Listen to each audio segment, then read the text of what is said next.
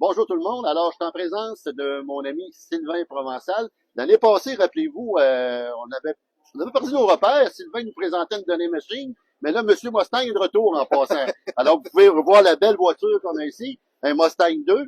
Alors, Sylvain, parle-nous un peu comment que tu es venu à avoir cette voiture-là. Écoute, ça a commencé. Premièrement, j'avais vu cette voiture-là à l'époque. Parce que à l'époque, il y avait un ami qui faisait de la vente de pièces.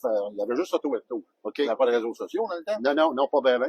Puis au printemps 82, j'avais vu sa voiture sur 4 blocs. Là, j'avais dit, non, t'as son temps cette année. Il dit non, je la garde pour plus tard.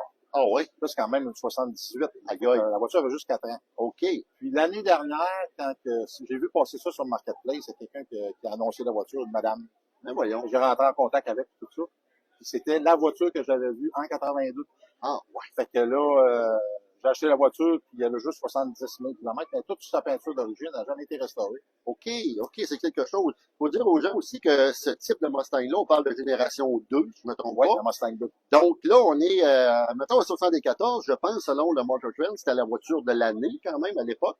C'est peu dire. Il y a eu beaucoup de production. Et tu courant un peu comment c'est produit de véhicules? Écoute, en le temps, il y avait eu la guerre au Vietnam, puis l'essence était rendue rare. Oui, le choc pétrolier, c'est vrai. En plein ça, c'est dans ce temps-là.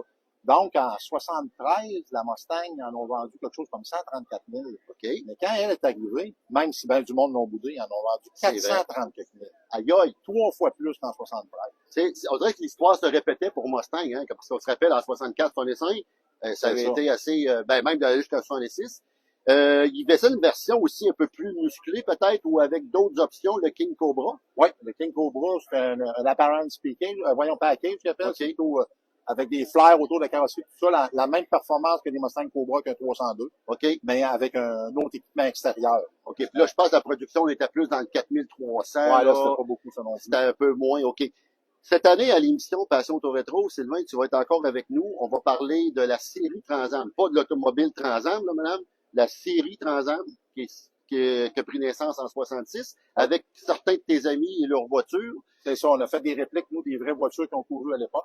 OK. Puis là, on roule dans la rue avec ça. Fait qu'on fait un peu connaître la série Transam au monde qui n'a pas connu ça beaucoup aussi. Effectivement. Puis on va en parler à l'émission. Alors, c'est une invitation à tout le monde de rester avec nous à Passion Auto Rétro. Alors, Sylvain, je te remercie. Je te souhaite un beau salon encore une fois. Dernière question.